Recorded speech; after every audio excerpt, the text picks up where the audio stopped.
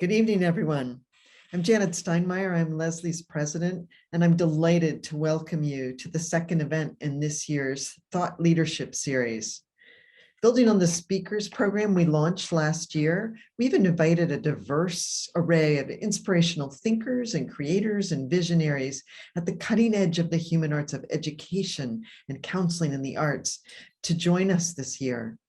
It's our hope that these programs and the conversations they inspire will serve as a catalyst for a more just and connected world. Tonight's event is also part of our annual Strachmasse Visiting Artists Lecture Series. And I'm so pleased that Hans Strach, chair of Lesley's Board of Trustees, and his wife, Dari, are here with us tonight. Welcome to Hans and Dari, and happy anniversary. Since Hans established the Strachmasse Lecture Series and the events began in 2009, this series has brought us prominent guest speakers, including visual artists Carrie Mae Weems and Nick Cave, best-selling writers Colson Whitehead and Edwidge Dendicat, famed Alvin Ailey dancer and company director Judith Jameson, and Broadway actor Christopher Jackson from Hamilton. So now we're very proud to add tonight's thought leader and theater artist, Nick Lehane, to this list of luminaries. I believe that Nick is the first puppet artist in the Strachmasse series, and his medium both sets him apart and places him in the tradition of one of our best known alumni artists, the late Carol Spinney, whom you know may know better as the human behind Big Bird and Oscar the Grouch. Carol served on the board of the Art Institute of Boston, which was the precursor to our College of Art and Design, and is the recipient of a Lifetime Achievement Award from Lesley. And as you'll soon discover, if you haven't already been familiar with Nick's groundbreaking work in puppet theater making, while we often associate this medium with children's entertainment, Nick's subject matter is for grown-up audiences. Nick grew up among actors and puppets. His father was a children's theater director. After earning a BFA in drama at Carnegie Mellon in 2008, Nick rediscovered his affinity for puppetry in a summer theater program. He soon started to design his own puppets and to hone his craft and to collaborate with visual artists like Derek Forjour. Nick has attracted international acclaim for pushing boundaries in the medium. He's received several grants and awards from the Jim Henson Foundation, including the Henson Puppetry Residency at the Eugene O'Neill Theater in Hartford in 2019, and the 2020 Alleloo Award International Travel Grant to perform with the London Mime Festival. It was at the O'Neill that I was fortunate to see Nick's award-winning show, Chimpanzee, a performance that I have to say has stuck with me ever since.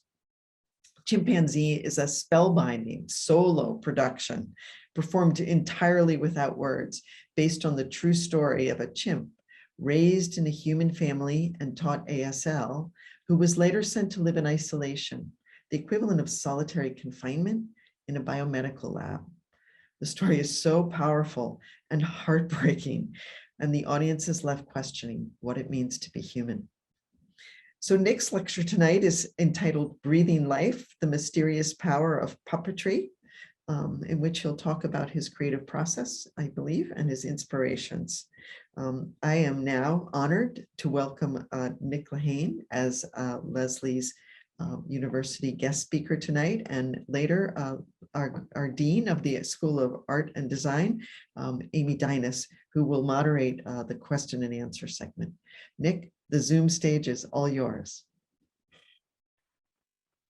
Thank you so much, Janet. The honor is all mine. What an incredible group of people to be listed among. Yeah, speechless. Good evening, everybody. Thank you for tuning in. My name is Nick Lehane, and I am a theater maker and a puppet artist, talking to you from my home and workspace in Brooklyn, New York. And it really is an honor to be here with you tonight, albeit digitally. I wish that there was a way that I could be with you in person, but I am grateful that this virtual medium makes this talk more accessible. What comes to mind when you picture a puppet?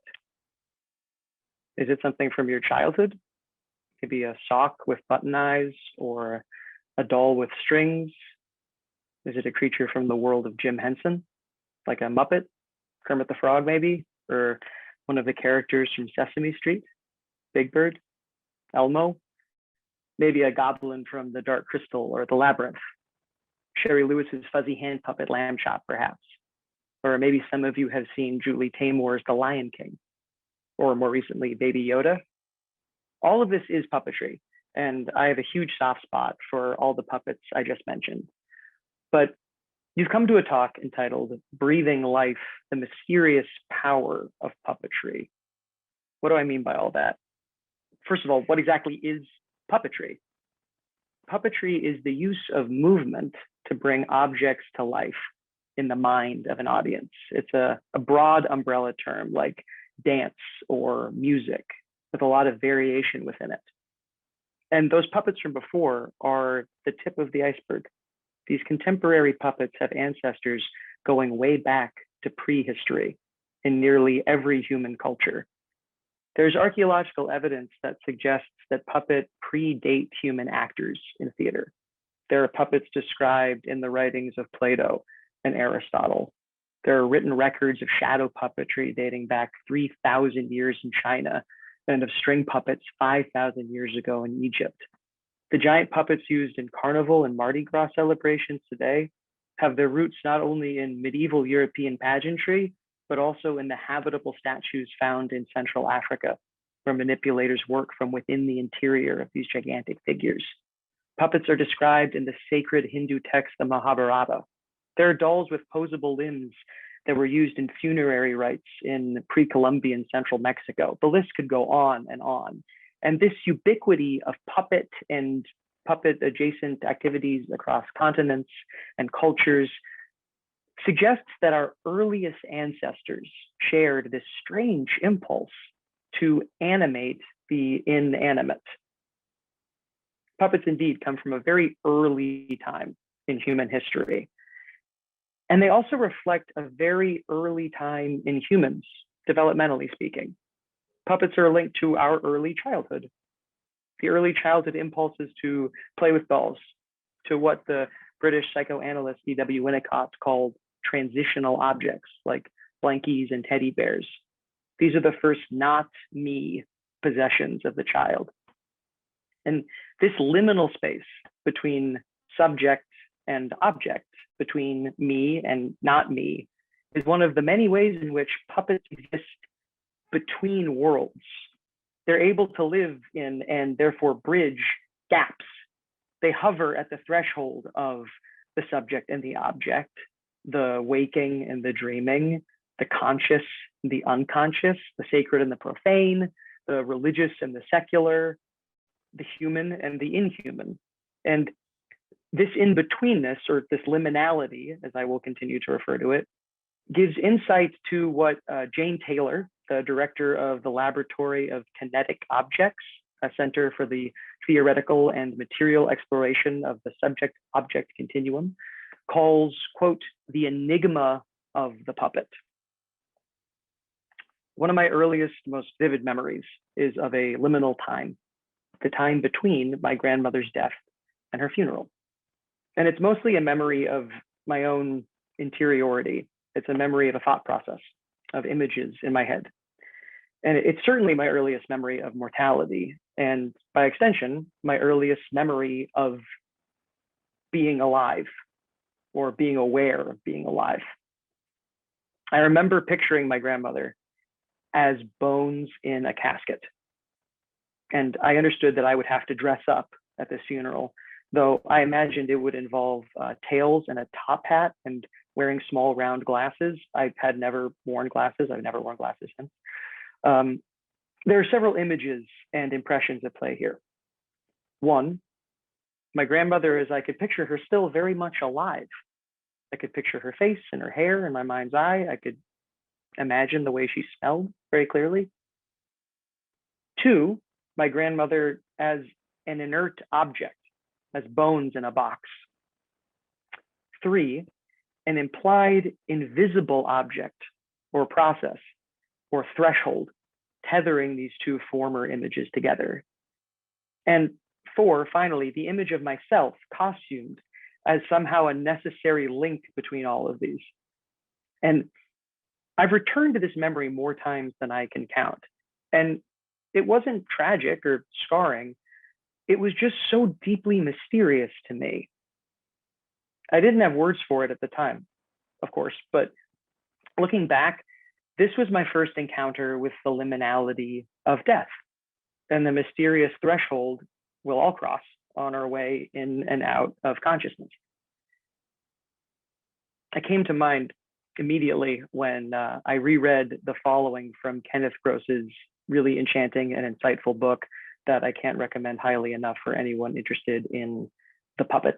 And it's called Puppet, an Essay on Uncanny Life. Looks like this, if anybody wants to pick up their own copy. And it reads, puppet theater may also remind us that we do not know fully the different kinds of death that humans own, or the shapes of the lives that can be lived by inanimate things. That is why locating precisely the life of the puppet, or the source of its charm and fascination, is so complex, so elusive a matter, and so endlessly suggestive of the paradoxes of our own lives. My love of puppetry is not just about the heady why, but also the how, the technique. It's about action and doing, and the puppetry that I find the most enthralling and transportive almost always employs 3 main tenets. And these basic tenets are breath, gaze, and weight. And going to use a rehearsal puppet that my dad gave me after studying at a Sandglass Theater Company for a summer to show you what I mean. So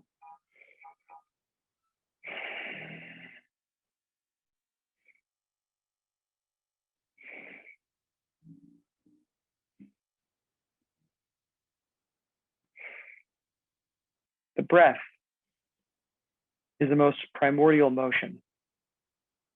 Motion being the 16th century English word for a puppet show, and sometimes for the puppet itself.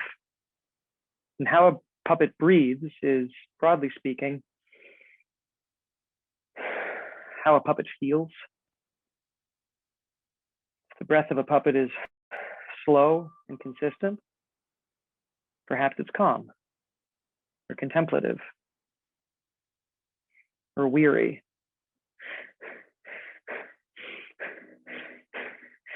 If it's short and quick, then the puppet is maybe scared or out of breath. And if it's a deep inhale,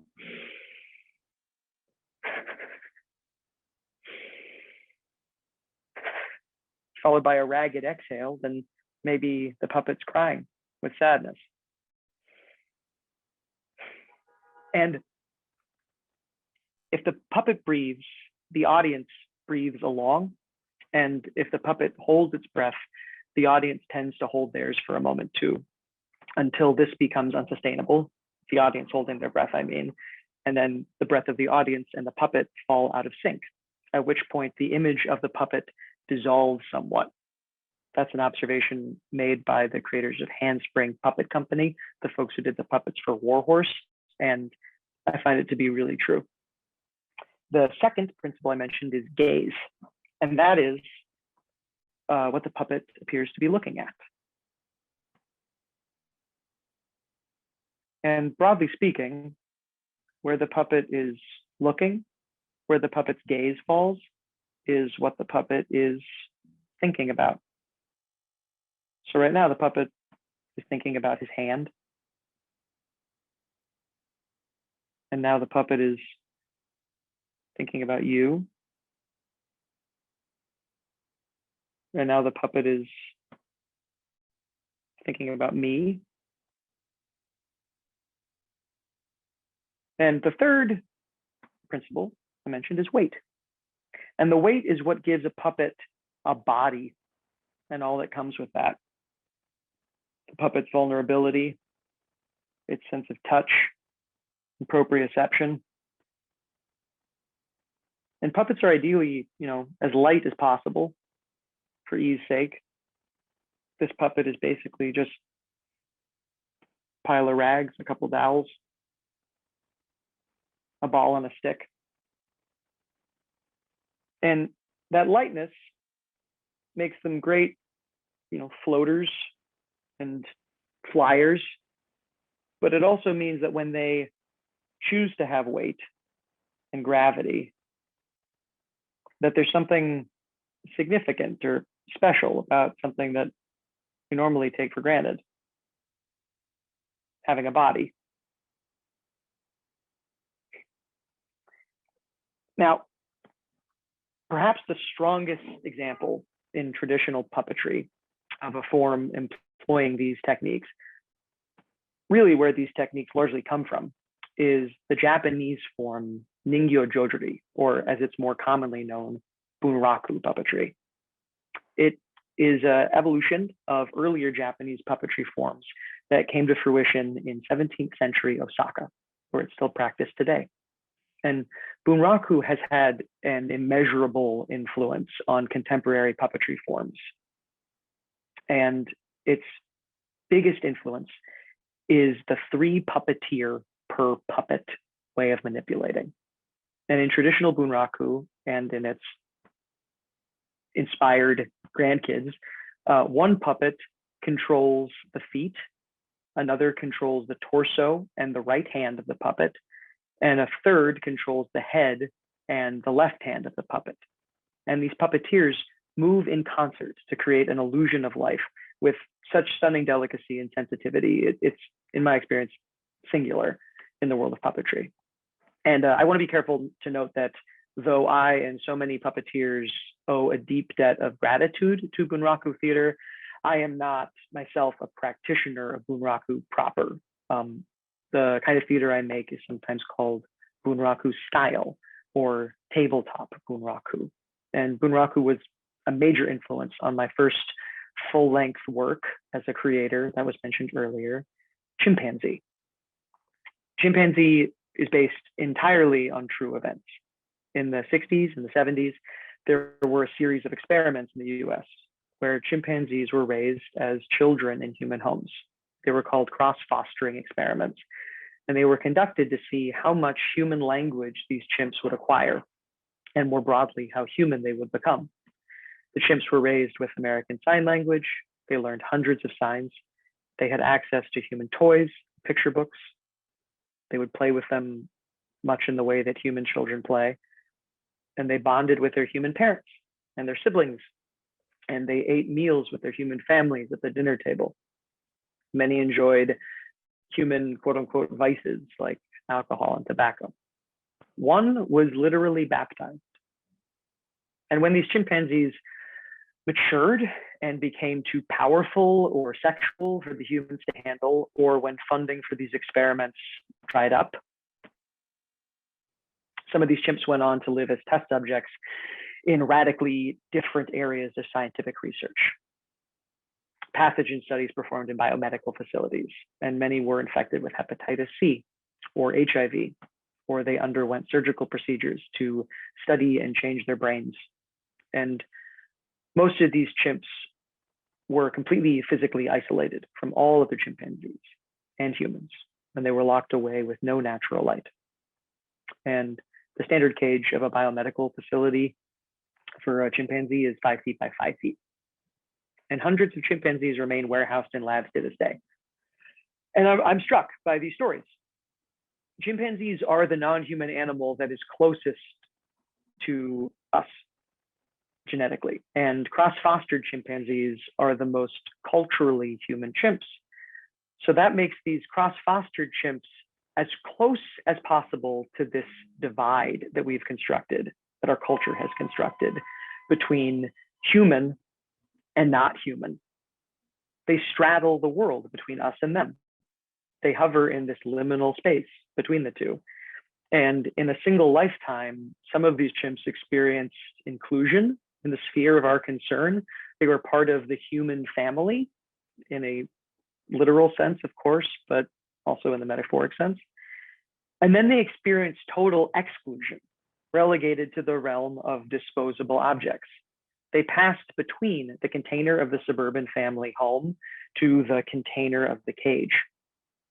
And so, moved by these stories and these ideas, and with a team of really brilliant collaborators, amazing puppeteers, literally years of support from various artist residencies, and the unwavering support of the Jim Henson Foundation and Cheryl Henson in particular, I created this puppet play called Chimpanzee.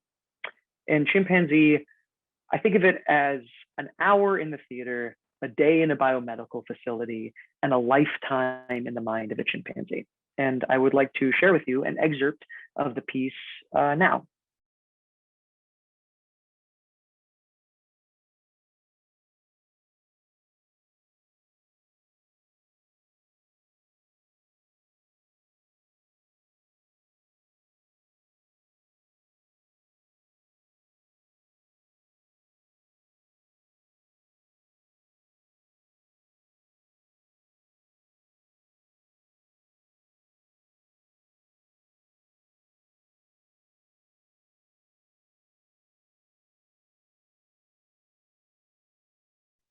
Chimpanzee premiered in New York City in 2019.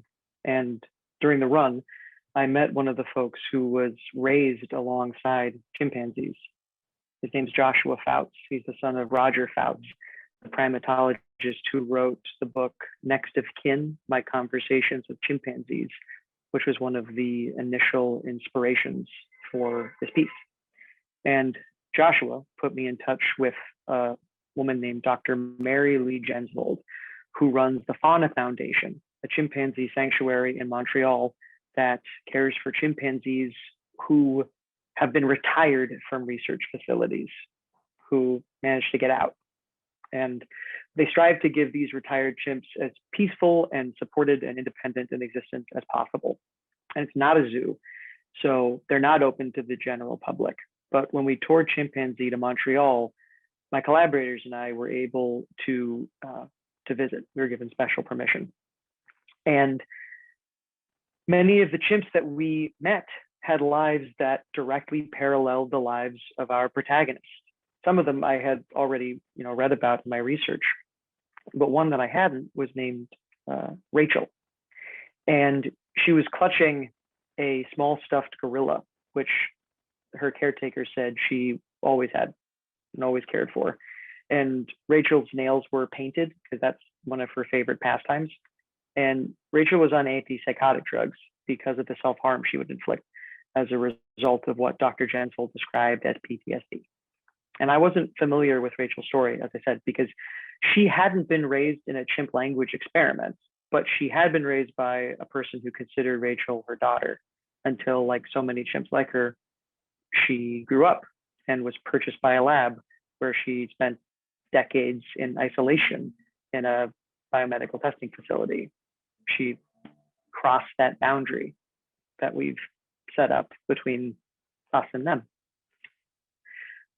During the New York run of Chimpanzee, I was approached by an incredibly special artist that was mentioned earlier, Derek Forger. And Derek is first and foremost a painter. He also produces installations and sculptures. He creates these vibrant portraits and scenes that subtly address issues related to race and systemic inequality and aspiration. And his work is peopled with athletes and entertainers and others who play key roles in cultural rituals and in communal rites of passage. And they're deeply personal works. They draw from an autobiographical and culturally specific place, this well of knowledge that he has, but they also strike universal chords. And Derek and I went out for noodles and we talked about his story and his conceptual framework and the areas where our interests and our sensibilities overlapped. And he described what he saw as a sculptural kinship between our work. And he hadn't been looking to make a performance, but seeing Chimpanzee offered him this insight into the potential of puppetry as a form. And he wanted to collaborate on a co-creation. And based on his work and just him as a person, I was totally thrilled. And our collaboration took form in a project called Fly Away, which we, against all odds, and maybe our better judgment, developed and debuted in 2020, in the middle of the pandemic, at Petzl Gallery in New York City. It was a socially distanced, masked, live performance. And it was part of Derek's premiere solo show in New York City, which was called Self Must Die. And the title Self Must Die had a double meaning. It was an interrogation of the inevitability of literal death, a reality made more urgent by the pandemic. And it was also a reference to an aspirational egoic death on the part of Derek as an artist. It was a cultural manifesto, and it was a personal declaration. And Self Must Die was a creative response to a time of great anxiety. It was the anxiety of the pandemic, the anxiety of hyper-visible racial violence perpetrated against Black people. And Derek created these 2 rooms of gorgeous, powerful paintings and a sculptural installation, and this hallway of dioramas examining the nature of martyrdom and the vulnerabilities inherent to living in a Black body, and the performance of competency and this liminal space, as he put it, between autonomy and control. And it was only after taking in this visually and conceptually rich context that audiences could pass through this final threshold of the white curtain and pass from the white cube of the gallery to the black box of the theater and witness the puppet show Fly Away. This black box that they constructed for this show was very cool, very lucky. I was very lucky, I mean. And Fly Away's central figure is a man, a puppet whose name we never know, a Black puppet surrounded by a chorus of conspicuously white puppeteers. And it had been clear from the offset that the puppet would represent a Black body. And so I had just hastily assumed that the puppeteers would therefore be Black themselves. It seemed to me like a straightforward casting logic, and that to do otherwise would at worst be minstrelsy. But Derek helped me realize that in order to interrogate these systems of inequitable interdependence that so much of his work explores, the puppeteers in fact had to be white. The whiteness of the puppeteers in relation to the Blackness of the puppet became this necessary central tension of the piece. That no matter how much this man achieves, he's always under the gaze and the manipulation of whiteness. And the piece began as this portrait in 3 acts conceptually, and it maintained that framework as we developed the show. And at the top of the show, a pine box floats on stage amid the sound of lapping waves, and it evokes something washed ashore, a boat, a coffin, a mystery. And 8 white hands sink into the box, and this man emerges. And throughout the play, he navigates a series of fateful encounters, transforming from a man mastering skills as a ball player, to a man encountering a horse and becoming a jockey, to a man being thrust in front of a crowd, performing as a drum major, reaching almost superhuman heights, until ultimately he discovers these puppeteers themselves. And he crosses the threshold between puppeteer and puppet, and all that that evokes. And I would like to show a portion of that show now.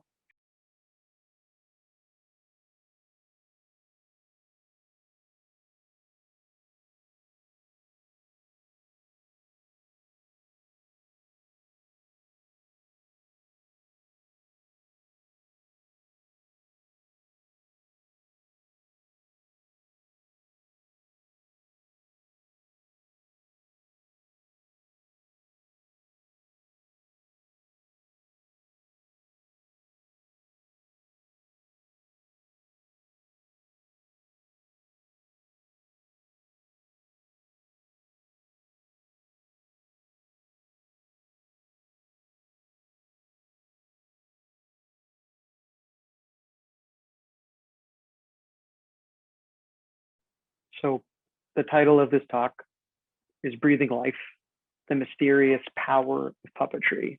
And the one word I don't think I've gone over yet in that title is powerful, the power of puppetry. And I think the power of puppetry at its core is the power of empathy, in breaking down and problematizing the barriers and the rigid thinking allows us a chance to fully enter into another's story, to just follow along with the puppet show, to know what a puppet is thinking or what a puppet is feeling is this massive empathetic leap. And I think saliently, it's pretty much automatic. It's a largely effortless one. And I think this says something really profound about us, that we can see the world through another's eyes just by offering our attention, by breathing along with another. I find that mysterious and I find that powerful. Thank you so much for tuning in. And in the remaining time, if there are any questions or comments, I would love to hear from you. Thanks.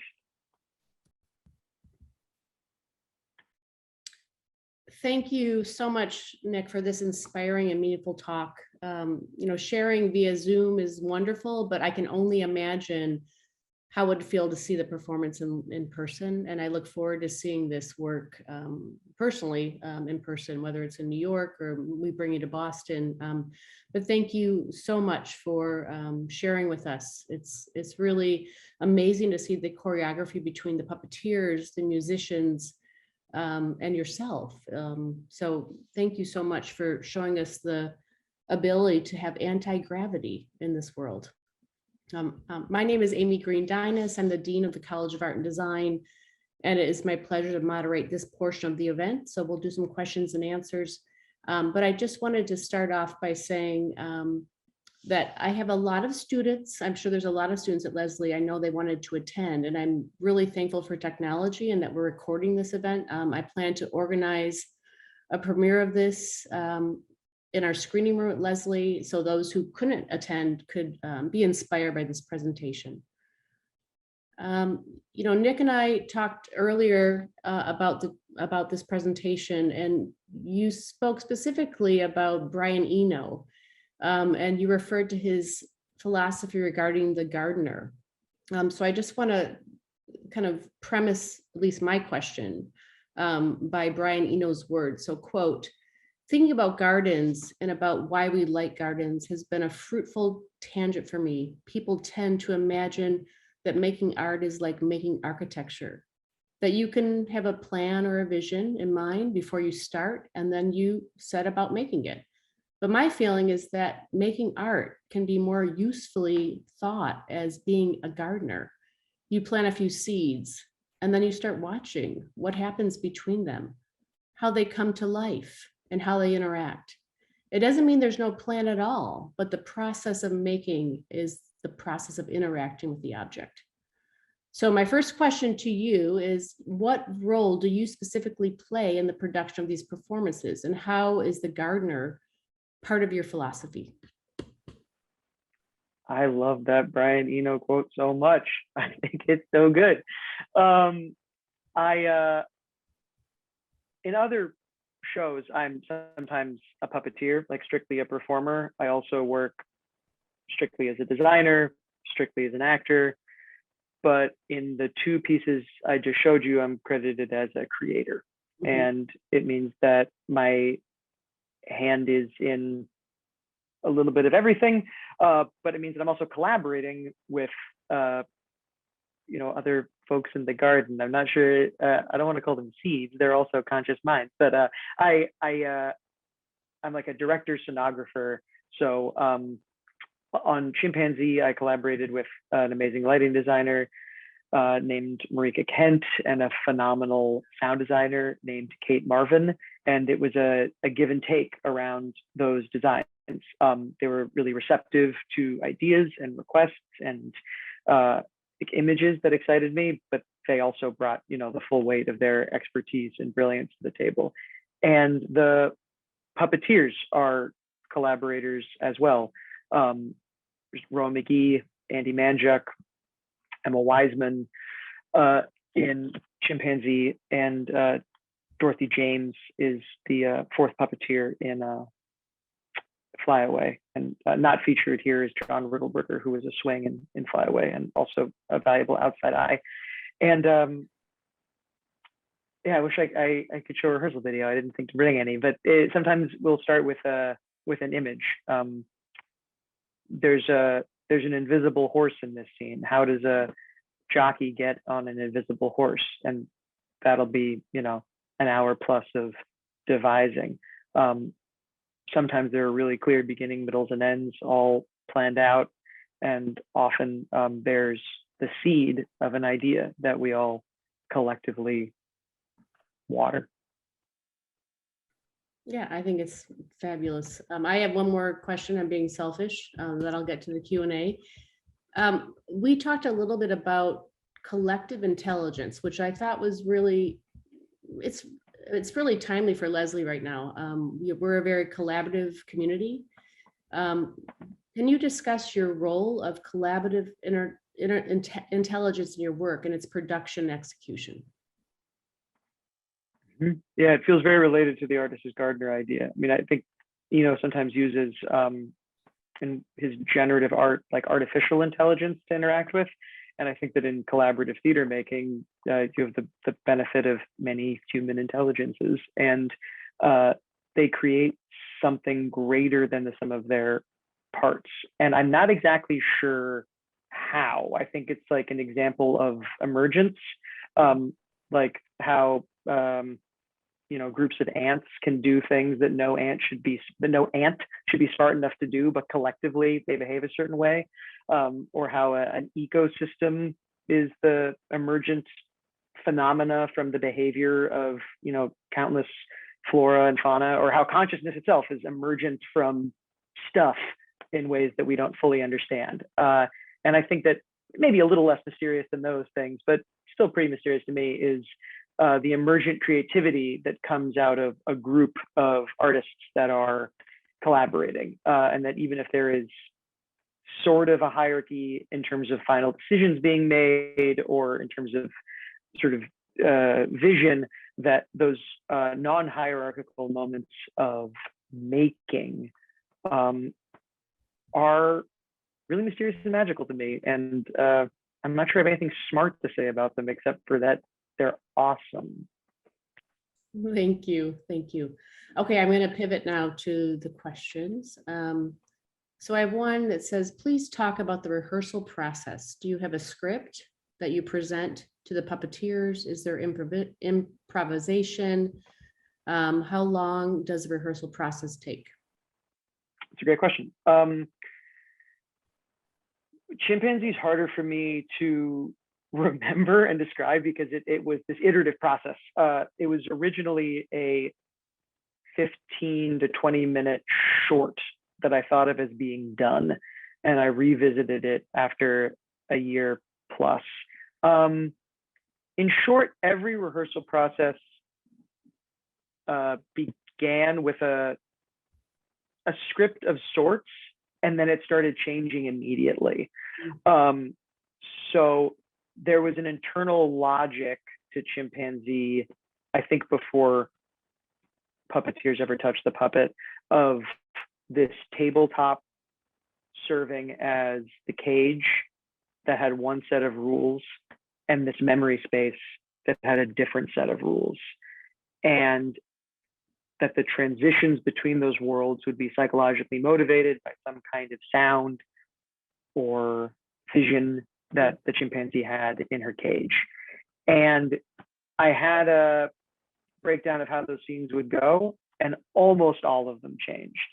I think that the buzzing of the fluorescent light turning into the buzzing of a fly may be one of the only things in the final version of it that I had actually written down before a puppet existed. But the other things that grew out of it were following the same kind of, I don't want to say formula, but yeah, notions. And yeah, similar for Fly Away. That the structure of the ball player, the horseman or the jockey, and the drum major was Derek, and that was day like 2. Those are sort of iconic characters that show up over and over again in his work and have a lot of meaning for him, and then get a lot of meaning for the viewer too, because you see them over and over again in his work, and they sort of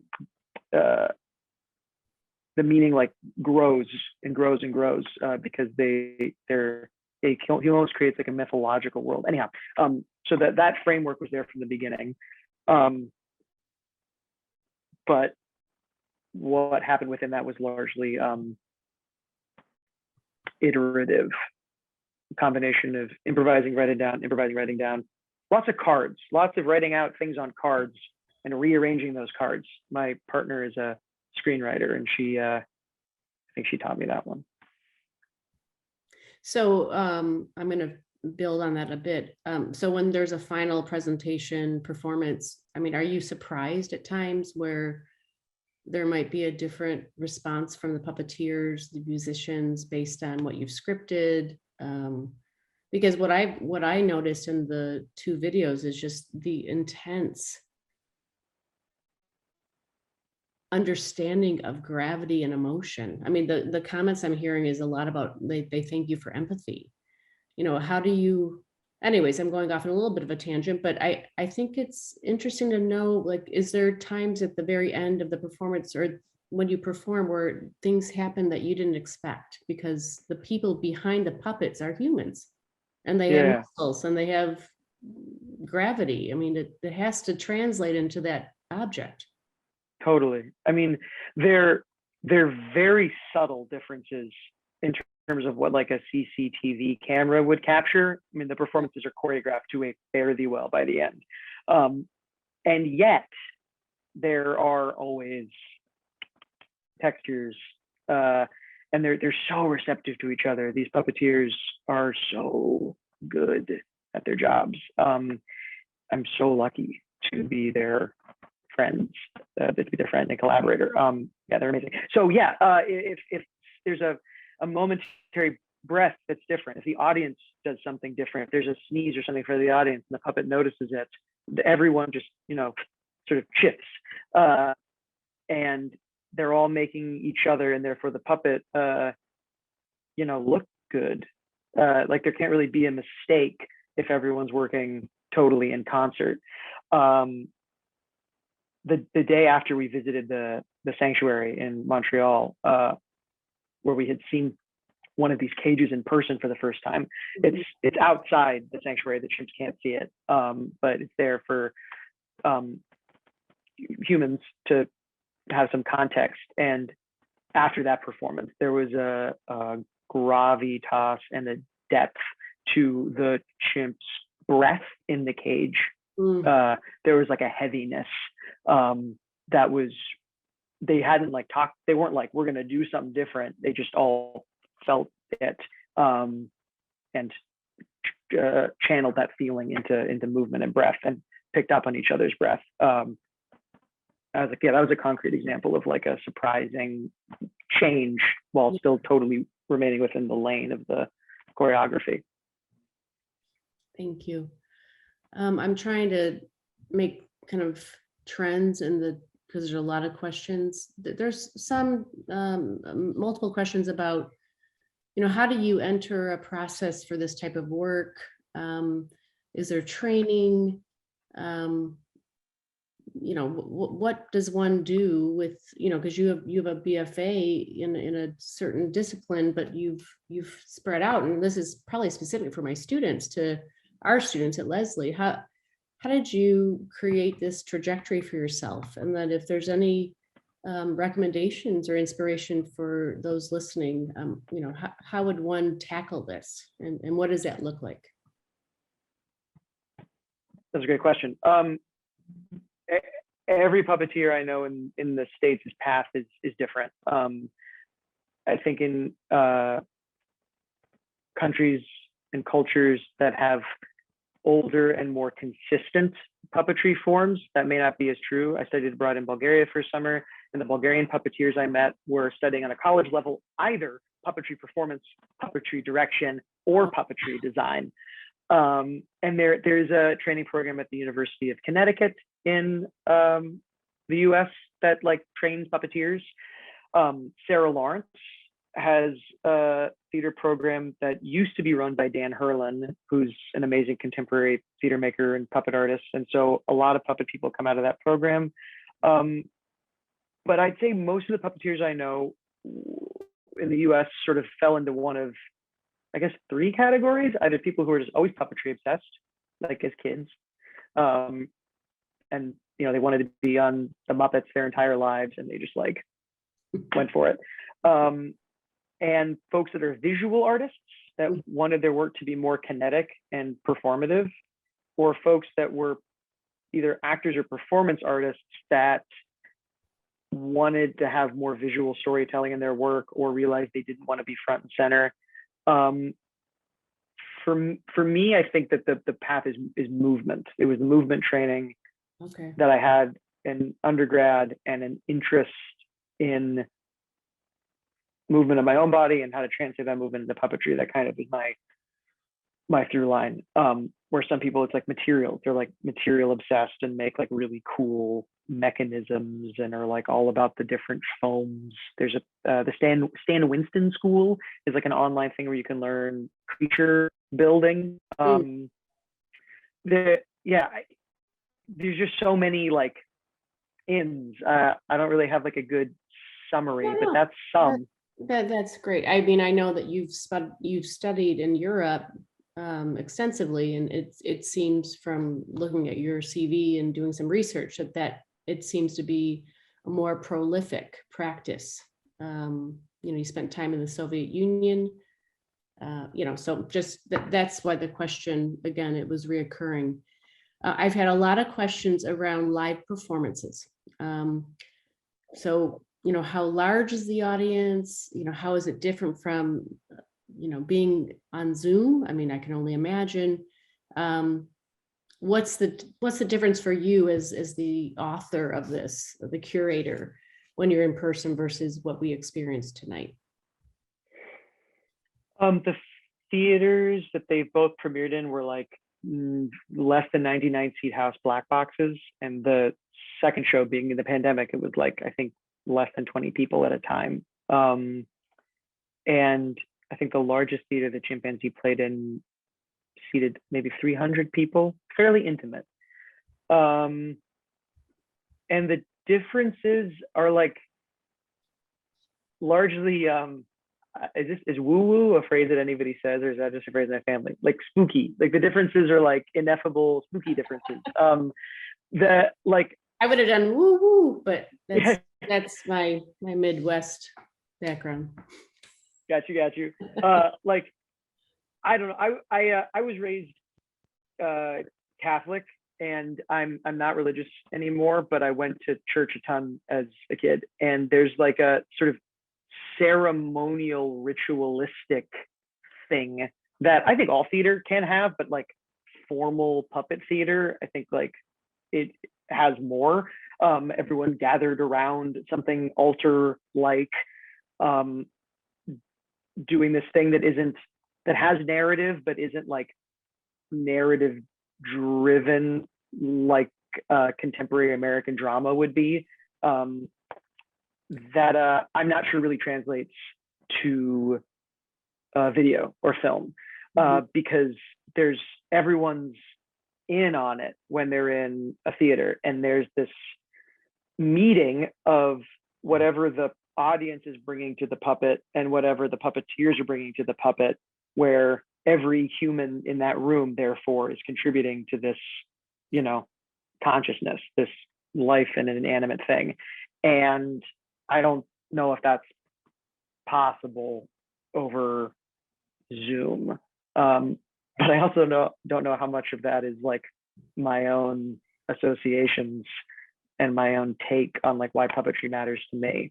I know I'm not alone in associating puppet theater with sort of ritualistic, liturgical stuff. Like that's not an original take. But I'm curious how many people have those associations that actually see the shows. Thank you. I think I'll do one more question. There's a lot of kind of conversation around the different traditions around puppeteering. And so when we looked at the two videos, depending on one or the other, they're clothed in black, the lighting is on them at certain points, other times they're in the background, and then there's some, lighting on the musician. Is there a particular philosophy that you align with, or is it a kind of blending of different philosophies to achieve what you're trying to do based on curating this performance? It's a great question, and I'd say yes and yes. There's the tradition of Bunraku, as I mentioned earlier, is a big influence. There's also Czech or Czechoslovakian, I think it's called black theater. It uses black light now, but I think before black light, it was just really harsh side lights that would allow the puppeteer to disappear out of the light. And sometimes an analogous effect is achieved in Fly Away with overhead lights. I have sort of taste and preferences around the way puppeteers and puppets interact as a baseline, and I am interested in toying with those for dramatic effect. Mm-hmm. So I like puppeteers to be visible in terms of not being cloaked in stuff that I make. I mean, I think them being cloaked is like totally legit in other people's work, and I may incorporate that in the future in my work. But there's a kind of choral, like Greek choral quality, and a sort of invested yet passive, like a compelled and repelled quality, to quote Tadashi Suzuki, I think, that the puppeteers can have towards the puppet that I think cues the audience to focus. And it creates, I had a teacher, God rest his soul, named Mladen Kizilov, who always talked about the ball of attention, that there can be only one ball of attention on stage. And I think the puppeteers help create that focused attention on the puppet. So I have a strong preference that unless we're subverting it, that the puppeteer is always looking at the puppet. Where, in Avenue Q, I'm pretty sure that the puppet and the puppeteer are both like looking in the same direction, which has a different, totally valid effect.